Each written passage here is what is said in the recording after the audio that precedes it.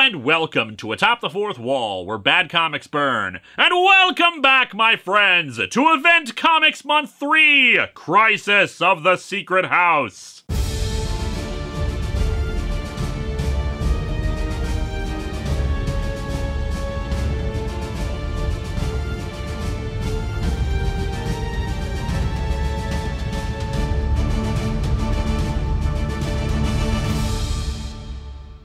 So I don't know how you guys did it, but all 4 of the event comics you picked out for this month have to do with heroes becoming villains.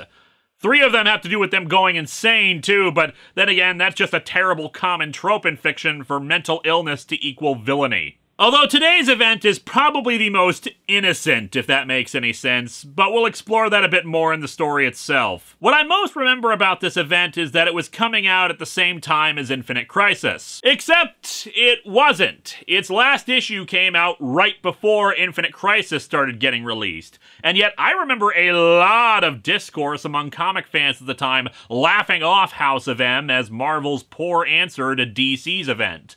It was probably due to the massive amount of build-up to Infinite Crisis, all the miniseries and comic storylines that led into it. The hype for Infinite Crisis was real, people. It got DC fans like me excited and curious and hungry for more. We couldn't get enough of it. Conversely, the build-up to House of M was not well received, starting off with Avengers Disassembled, which ended the original first volume of the Avengers with a storyline that saw many of its members dead, vilified, or just every terrible thing that could possibly happen to them happen. Oh, and said story begins at issue number 500, because why would you want to have a massively major milestone issue be a celebration of your book? No, best to do a story that even in-universe was considered the worst day of their lives. Now, I'm not as big a fan of Marvel as I am DC, so while I've read Disassembled, I needed some other people to tell me some of the problems with it. Namely that it required us to pretend that huge swaths of continuity didn't happen, which is always a good thing to do when your audience is made of people who may have been reading a comic for 500 issues. Now, when it comes to continuity mistakes, it can go either way for me. I'll rant and rave about Star Trek Discovery and the Enterprise having sections of its nacelle pylons missing, or them suddenly having frickin' astromech repair droids that they employ in the middle of a battle. But, by that same token, I'm just gonna shrug off Khan saying he never forgets a face to Chekhov, even though he never met Chekhov. Some continuity mistakes are nitpicky, some are pretty egregious, but I think what tends to happen is that continuity mistakes are forgivable even among hardcore fans, as long as the story you tell is good enough that you can brush them off. Avengers Disassembled is not a good enough story to justify that. It's 4 issues of sucky things happening to the Avengers. But I should probably explain what the hell the deal is with that and how it leads into House of M. The Scarlet Witch, once upon a time, had children with Vision, done so via magic because, you know, Android and all. And if my explanation of Power Girl's pregnancy last week was any indication, comic writers really do love to employ, it's magic! We don't have to explain it. But through complicated shenanigans, it turns out her children weren't real. Like Power Girls, they were also related to a demon, though instead of it just being DNA, they were straight up part of a demon's soul. Now, I admit I have not read the storylines in question, and I'm getting this secondhand, but while of course losing your children is traumatizing and terrible, Wanda was aware of it, and she eventually moved past it. However, part of the events of that involved her temporarily losing the memory of her children, and I guess Brian Michael Bendis, who wrote this event and Avengers Disassembled, got confused and, like Sins Past, apparently forgot to double check because, according to him, Wanda rediscovered that her children were lost, and that drove her insane, leading her reality warping powers to basically cause all the terrible things that happened. Doctor Strange put her in a coma, and Magneto showed up at the end to take the Scarlet Witch away for safekeeping, which is where we pick things up in this book. The funny thing about really bad stories is that usually another writer will eventually come along to fix them, as is what happened here. There were a lot of continuity hiccups in Avengers Disassembled, even aside from the stuff I mentioned in that summary, and what's hilarious is that the Wikipedia article for it describes all the stuff that was retconned in later about it as part of the main summary. Apparently not even that wanted to recap the bullcrap of the actual story without pointing out its problems and how they were fixed. But yeah, then we got to the story today. Does it at least provide an interesting event based on all the crap that people went through to get to it? Well, let's dig into House of M and see for ourselves. Welcome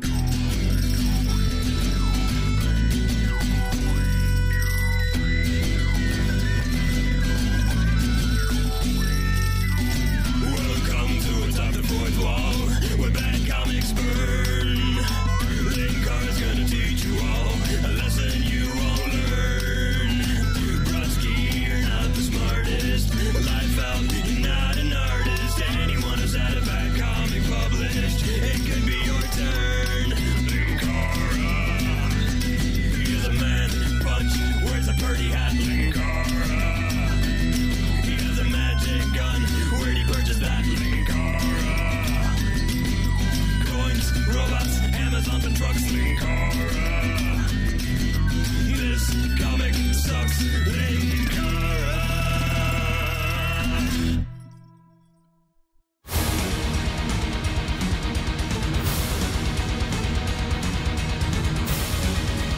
We've got 8 issues to look at, and frankly, the covers aren't particularly impressive anyway, so let's just skip that and get into it. We open with the Scarlet Witch giving birth to twins. Twins! Did you hear that, my husband? Twins! This is a glorious day. Now put it back, Wanda. We talked about this. Put it back. You can play with your newborns when we get home. Yeah, this whole thing is reality warping that Wanda is doing, and Professor Xavier is forcing her to shatter it back to reality. Once it's broken, she remembers the people that she killed and collapses into Xavier's arms, weeping. And who wouldn't want to seek comfort from a face like this? According to the recap page, it's been 6 months since her nervous breakdown caused the deaths of Hawkeye, Vision, and Scott Lang. All 3 of them got better.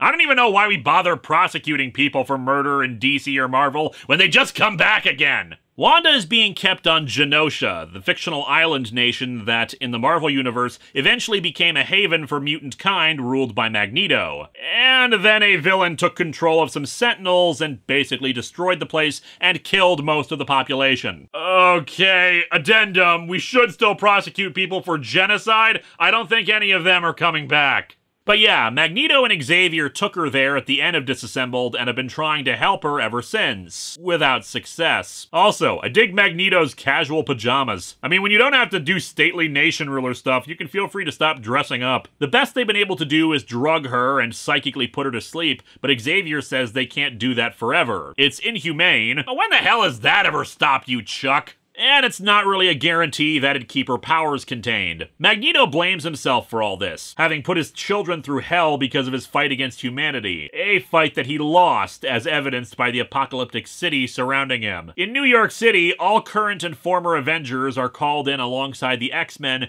to discuss what to do with the Scarlet Witch. Back in Genosha, Quicksilver meets with Magneto. He's convinced that they're all going to vote to kill her. Unfortunately, Magneto is pretty torn on the decision himself. He may love his daughter, but her instability and the sheer amount of power she's wielding makes her such a danger that they may not see any other option. Quicksilver just keeps repeating that they're gonna kill her, but all Magneto can really respond is, "What would you have me do?" Well, for starters, you could probably get her a better bed. That one looks filthy. Back in New York, the various characters debate it. Emma Frost is pretty cold, just insisting to put her down. It seems to be a split. The X-Men mostly are the ones who say she needs to be killed, while the Avengers refuse. Captain America himself insisting that there's always an alternative. I suppose it makes overall sense. The X-Men have to look at matters from a pragmatic point of view. Emma even explaining that the Scarlet Witch's involvement in the deaths of those heroes is generally unknown, but if it was heard that a mutant did it, it would inflame mutant-human relations,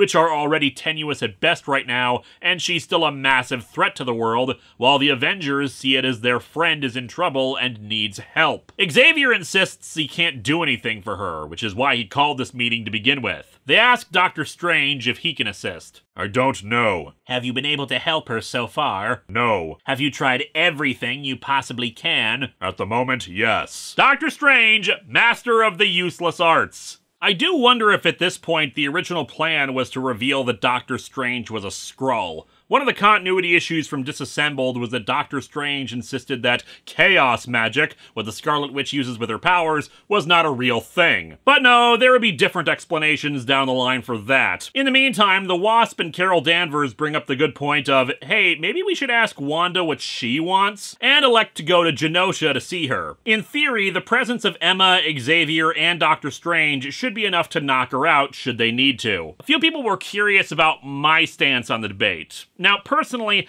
I am inclined to side with characters like Cap, Superman, Batman, etc. There is always an alternative. Killing is wrong, absolutely.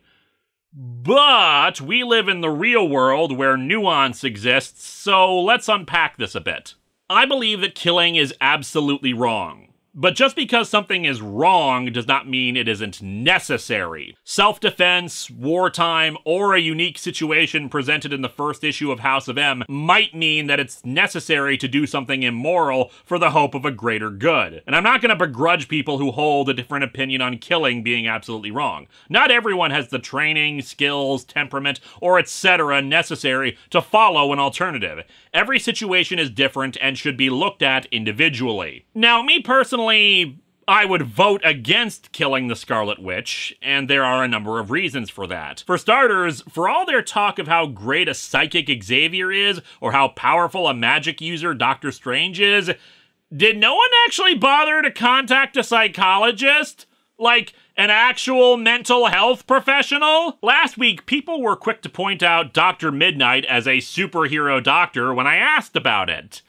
But that's not what I meant. I mean, in a world which has seen decades of superpowered beings living within it, there would be normal, regular civilian specialists in dealing with cases relating to superpowered beings. In the real world, we have dermatologists, cardiologists, endocrinologists, allergists, gastroenterologists, optometrists, gynecologists, pediatricians, dentists, nephrologists, urologists, pulmonologists, etc., etc. So why the hell don't Marvel and DC seem to have anyone they can call on for cases like a superhero pregnancy, a superhero surgery, or yes, in this case, a superhero mental health issue? Now, several commenters are already writing up names of characters who do fit that bill, like Hulk supporting character Doc Samson. You're absolutely right.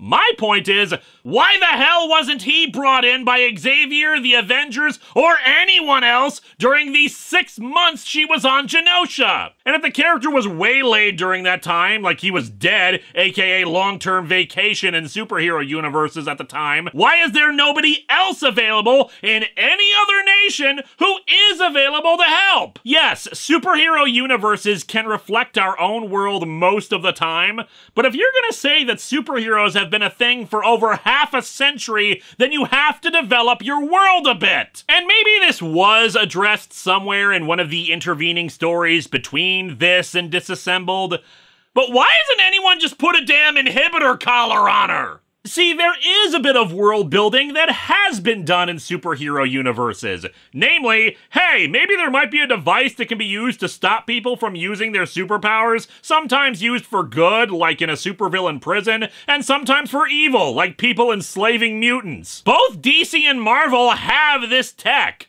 And yet, for some reason, in the early 2000s, both companies suddenly forgot they were a thing. I don't know. Like I said, I'm more of a DC guy than Marvel, so maybe they did bring it up and she was too powerful for it or something.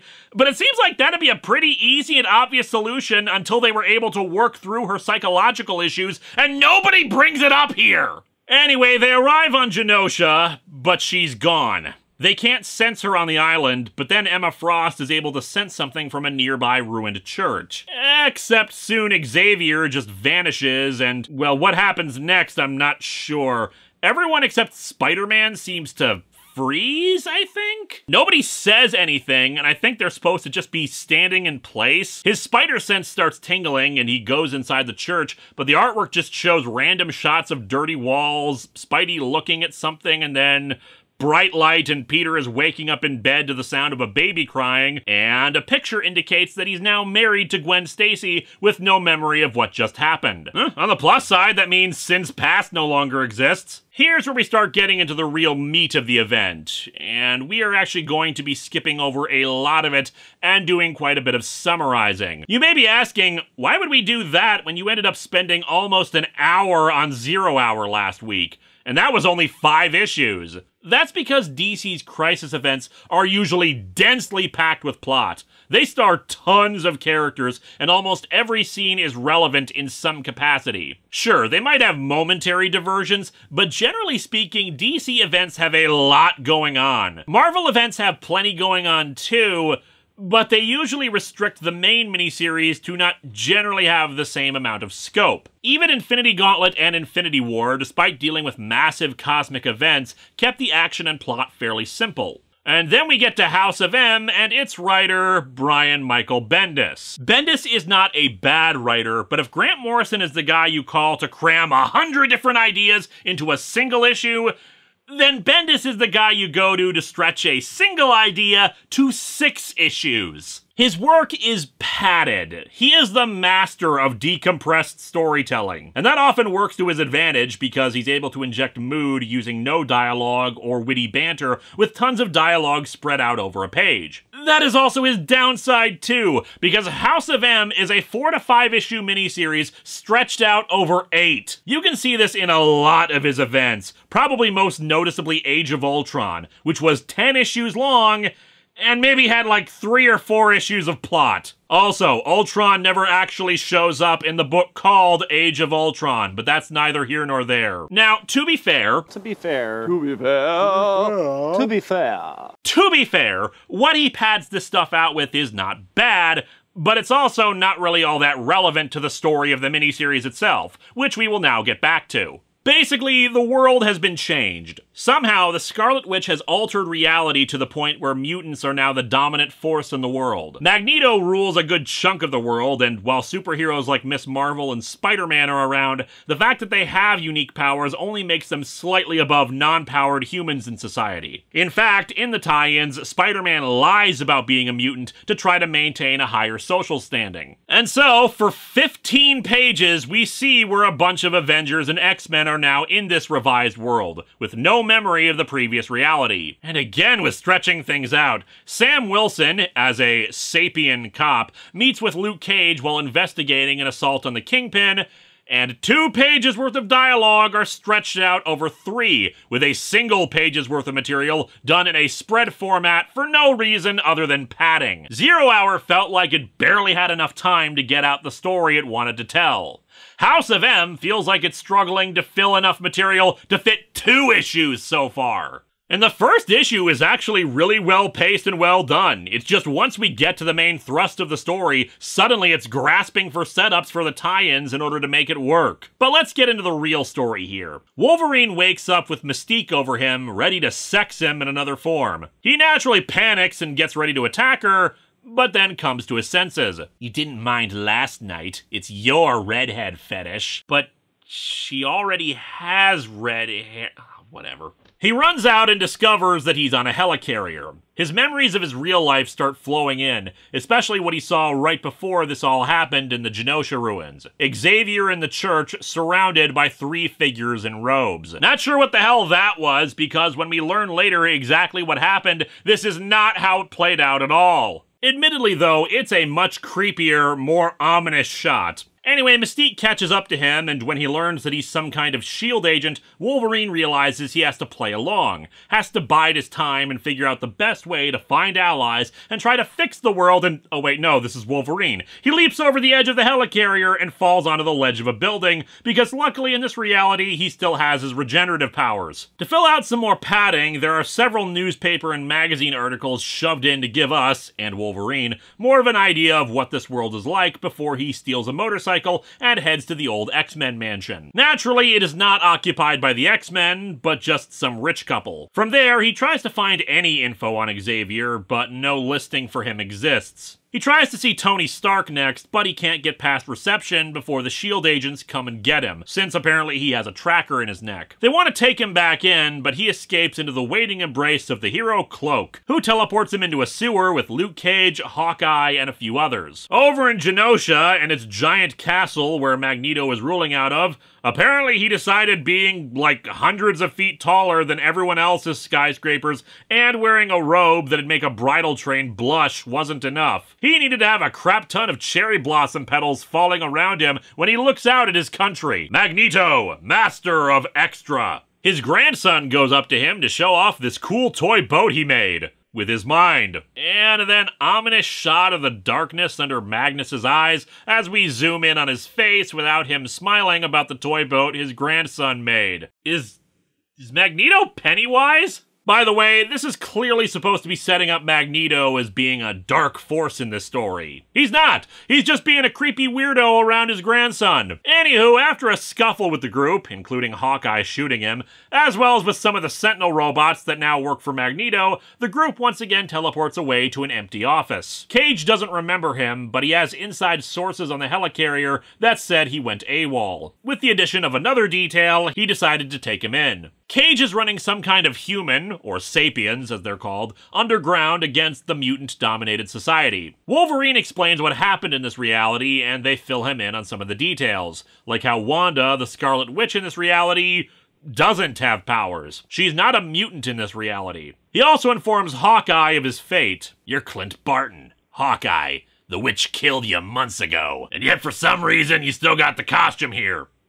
Weird. Cage informs Wolverine that yesterday a little girl with them named Layla Miller walked right up to him and told him the same story about the X-Men and the Avengers, even had some kind of power that allowed her to show him what she knew. So while Cage has a lot of his memories back, he also has the memories of this world too, so it's all very confusing for him. Wolvie figures he only remembers because his brain has been dicked with so much in his life that it allowed him to retain his memories, which is kinda weird because you'd think if reality was altered so much that time unfolds so differently that those memories wouldn't even exist at all anymore. In any case, Layla has no idea what's going on. She's just a regular kid who woke up one day in the altered reality. She seems to have some mutant powers though, in particular a weird kind of telepathy. She can't read minds, but she's able to unlock the original memories. Her powers would get revised later on, and apparently some readers don't like her, seeing her as an easy plot device to get things going in the story. Honestly, I really have no problem with her here. It's suggested later by Doctor Strange that Wanda unintentionally created her as a failsafe in case the reality she made went to hell. And I'd be satisfied with that too, but no. She'd go on to do other stuff in X-Factor and other books. Anyway, Wolvie realizes that he has his full memories back,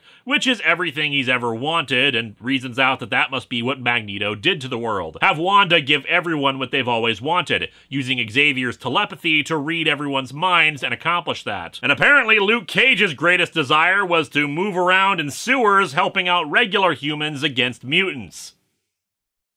You know, maybe we would have been better off with Parallax planning our paradise scenarios. Yeah, it's more likely that he just wanted to help the downtrodden, and that's what this world has done. Basically just try to fit a more general sense of what people want into this scenario, even if it's not perfect. And so they begin going from hero to hero, unlocking their memories with Layla's help, starting with Emma Frost, since a telepath is probably going to help expedite the process. And I was not kidding about how much this is padded to hell. We're at the halfway point now, and as you may have noticed, not a whole bunch has happened. There's some character stuff for Layla at the beginning of issue 5 where she wonders why she has to be the one to grow up faster and help deal with this stuff. Why me? Why is the sky blue? Because the light of the sun is scattered by Earth's atmosphere, and blue light is scattered more in the air than other colors of the spectrum during daytime. Are you saying Layla Miller is special because she's scattered more by particles? And so we get 12 pages of various heroes getting their memories unlocked, though Peter Parker gets a good chunk of those pages for himself. In this version of reality, he's married to Gwen, Uncle Ben's alive too, he has a son, and then suddenly he has 2 sets of memories. So as you can see from this panel of him screaming on a rooftop in anguish, he's taking it well. Then again, this has to be a regular Thursday for Peter at this point. Also, why did he decide to shave his head? Anyway, an attempt by some of Wolvie's S.H.I.E.L.D. buddies to apprehend him again just results in their own memories getting restored too. But Hawkeye decides to leave, apparently mistrusting this whole situation, partly because it involves so much stuff with mutants, and doesn't want his memories affected by Layla. Their plan is to head right to Magneto, since if they can get to Xavier, they can probably help fix this. They're operating under the assumption that Magneto forced her to do this. Unfortunately, as we soon see at Magneto's palace, as they prepare for some big shindig where Dr. Doom will be present, yeah, I'm guessing the greatest wishes being fulfilled were only those of just, like, the heroes who were there to get to her, and not, like, everyone on Earth, since otherwise Doom would be in charge. And we learn that Charles Xavier is dead in this reality, a monument to him in Magneto's garden. Using a combination of the S.H.I.E.L.D. agents' restored memories plus Emma's telepathy, they get everyone on board the helicarrier and set course for Genosha. While there, we get some character bits as well as Cyclops making a speech about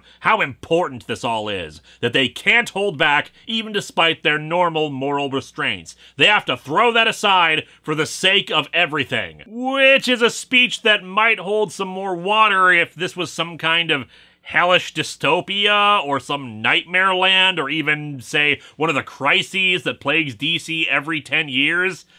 But that doesn't quite hold up here. This is especially true of Cyclops, who is doing just fine in this altered reality, still married to Emma Frost. This is not a terrible world they're in. Yeah, it's not perfect, and the sheer scope of people who have had their lives altered without their wishes or consent is bad, and it's why they should fight to fix it.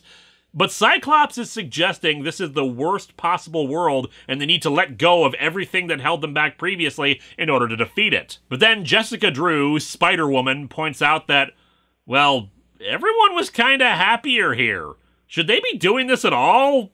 And they really have no answer for that. What I can't recall is whether or not she's currently a Skrull when she mentions all this. And this time, I'm not actually joking. I'm sure I'll do Secret Invasion at some point when you vote for it. But anywho, they split into 3 teams as they arrive at Magneto's party. Emma, Layla, and Cloak are going to try to find Xavier, reasoning that they'd keep him close by. Doctor Strange is going to try to get through to Wanda, while the rest cause a massive distraction to keep everyone occupied. And we see the guests to the party. Major foreign dignitaries like T'Challa, Namor, and Victor Von Doom. While Doom does not wear a mask in this reality, he recognizes the need for proper protocols during a pandemic, and all of you at this party should be ashamed of yourselves! And so the attack begins. Emma Frost's group find Xavier's headstone and, well, she's kind of overwhelmed by the idea of him being dead. Fortunately, Cloak decides to double check and confirms there isn't a coffin or a body here. Back in the fight, Polaris, if you'll recall, one of Magneto's other kids, tells Quicksilver to get Wanda out of there to safety, except she's kind of falling to pieces. Like, literally, she's turning into little 3D puzzle pieces. Oh my god, Janemba is the real villain! Quick, Wolverine, Cyclops, you gotta do the fusion dance! Doctor Strange makes contact with Wanda via the astral plane. She says the body that fell apart was actually a construct she made for Magneto to show off at official occasions. Otherwise, she spends all her time with her kids. He gets her to see the fighting that's occurring outside of the little shell she's made for herself, and she's sad about it, since the entire idea of this whole thing was to make everyone happy and stop fighting. She reveals that after the argument between Quicksilver and Magneto, she talked to Quicksilver. She says she isn't going to fight them and that this should have been ended months ago, but couldn't bring herself to suicide. However, as they lament the situation and their histories as Avengers, Quicksilver is actually the one to suggest changing reality. He'd stay with her to help keep everything together. They'd place Xavier's mind inside her so she could utilize his mind-reading powers to give everyone what they want, and they can change the world for the better all in one fell swoop. However, before they can get an answer on where Xavier really is, Hawkeye shows up out of nowhere and shoots her with an arrow. Okay, that's twice in a row now where the one warping reality gets defeated by archery. Given the other connections between this year's events, if Captain America gets shot by an arrow next week, I'm gonna assume this was deliberate on you guys' parts. Wanda's still alive, but Hawkeye is pissed about everything. Being killed by her, this entire situation, but it doesn't matter because he dissolves into Jenga pieces too. Wanda starts losing control of her powers just as Magneto's memory is restored, and he is pissed pissed, especially at Quicksilver, knocking him around and nearly killing him. Wanda emerges and rants at Magneto that he never cared about them, just his mission. But even after he gets everything he wants, he's still horrible. She says that mutants aren't the next evolutionary step, just freaks. And as such, she makes a statement for her next alteration to reality. No more mutants. Originally, she said, no more new mutants, which is why that movie kept getting delayed. We enter into the final issue as the original reality is restored, including Layla Miller, who's back home. And check it out, apparently the X-Men sell posters of themselves for people. The Avengers meet up, and it seems only the ones who had their memories restored during the fight remember the altered reality. And once more, Peter Parker is taking it well, as you can tell by him screaming and hitting a table. Things are not much better at the X-Men mansion. Most of the students have lost their powers. Those who were in close proximity to the fight and the Scarlet Witch seem to still have theirs, plus their memories of everything. And that includes Wolverine, who now remembers his entire history, something that had been a mystery in the books for him up to this point. So hey, not a total loss in this thing. Emma Frost goes to Cerebra and uses it to try to track mutant activity. From the millions of mutants beforehand, the number has been reduced to only a few hundred on the entire planet. I don't know if there was any specific commonality between them that allowed them to escape it, but yeah. In-universe, this is referred to as M-Day, or the Decimation. As the world reacts to this, the Avengers consult Doctor Strange. He can't find Wanda anywhere. Doctor, could you use some of that magic whammy on me so I just totally forget what happened? That's not how the magics work. I mean, next you'll be asking me to erase everyone in the entire world's memory of your secret identity or something. That's just ridiculous. They also detect that someone's at the ruins of Avengers Mansion, discovering Hawkeye's costume pinned to a wall, along with a news article about his death. Just gonna get this out of the way now. Yeah, Wanda brought him back to life. I joke about this kind of thing, but yeah, Hawkeye literally came back to life 6 months later. The X-Men head to Genosha and discover Magneto alone. And powerless. He doesn't know where Quicksilver, Xavier, or Wanda are, and while Wolverine is tempted to kill him, he figures it's best to leave him to a non-powered life. And so our comic ends with Hank Pym giving an interview on the news as we see Wanda in the streets of some European city doing her best Red Riding Hood cosplay. Pym talks about the fact that a number of mutants had power over energy fields, some contained within their own bodies. And since energy cannot be created or destroyed, what happened to it? And we see that energy over Earth, no doubt hearkening to some future event comic where this energy will play a pivotal role, some grand event related to mutants and the X-Men in the future. It ended up being a minor thing in a new Avengers storyline where it possessed a postal worker, killed Canadian superhero team Alpha Flight, and eventually got hurtled into the sun after revealing it might have been the character Zorn or something. I don't know. What I do know is that House of M is okay. Just okay. Taking it at face value and ignoring the more annoying aspects that required it to happen at all, the retcons about the Scarlet Witch and her mental instability and Quicksilver's part in making the whole thing happen, it's a perfectly fine altered timeline story. Unlike Flashpoint, which had a similar altered timeline idea, this is very much a story that does seem like it should affect the entire world. In that one, everything revolved around the Flash's attempt to change history. He was the protagonist, his arch-nemesis was the big villain, and he was the one who had to fix it. Here, the story revolves around the Scarlet Witch, but the focus is on the Avengers and the X-Men. She is more of an antagonist, if you can even call her that. It's hard to call anyone in this story the villain of it. Quicksilver maybe, but it's not like he was the final boss of the whole thing. The book does not have a lead character, and it has the emotional connections we need as we get snippets of people's ongoing reactions throughout the story. Spider-Man's devastation of these two conflicting sets of memories that even afterwards he wants gone. Luke Cage briefly checking in to see if he could find Jessica Jones. Even Spider-Woman suggesting that maybe this reality shouldn't be changed back. As a result, it feels more like a worldwide event than Flashpoint did. I do wonder how much of the story was changed as it was being written. Like I said, that shot of Xavier surrounded by 3 people in robes was odd, since it was just Quicksilver and the Scarlet Witch doing this on their own initiative,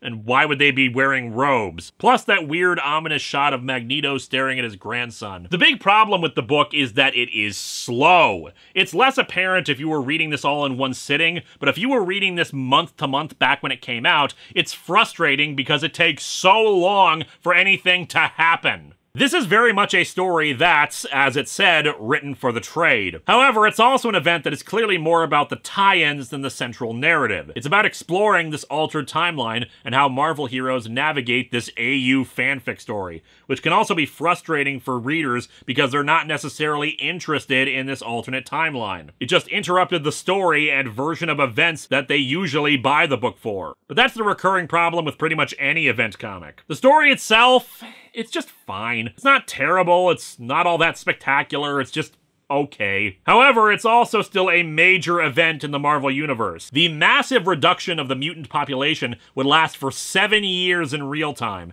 with most X-Men stories during that time focusing on preserving the ones who remained, as well as helping any new mutants that emerged. And that's nothing small in terms of the effects of an event comic. That's a pretty damn substantial amount of comics. Basically, a status quo that lasted for that long is impressive. The decision was apparently made by Joe Quesada, who felt that the amount of mutants in the world had grown to such substantial quantities that writers used them lazily for villains. I don't know if I agree with that, and let's face it, Quesada's creative decisions and statements are dubious at best, but sticking to such a massive change for so long is impressive. As for the Scarlet Witch, her mental instability, and indeed the events of Avengers Disassembled and House of M, were actually the convoluted machinations of Dr. Doom, who sought to steal the Scarlet Witch's reality warping powers for himself. She was restored to normal during that, and while there was storyline fallout with various other heroes, that's just part of being in a shared universe. Hell, Wanda's kids are actually still kind of alive, or at least reincarnated as the heroes Wiccan and Speed, so that's a thing too. In 2016, Marvel retconned Scarlet Witch and Quicksilver's parentage so that they weren't actually the children of Magneto, mostly because of legal crap related to the movies. And I look forward to the day when they fix that stupidity with another retcon. Because that's what we do when there's a story we don't like. Next time, we're still in Marvel territory, as we look at the only event on this list where the hero who turned bad was not insane. No, he was just a Nazi. It's Secret Empire.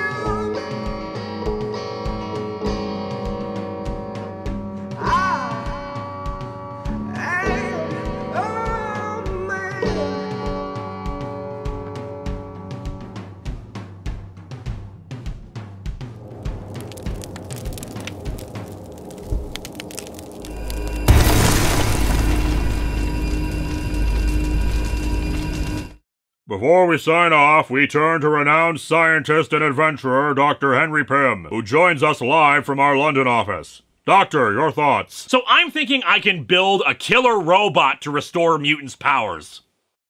Hello my friends, please be sure to like this video, subscribe, hit the bell, and share it with others. And if you get a chance, maybe check out my Patreon.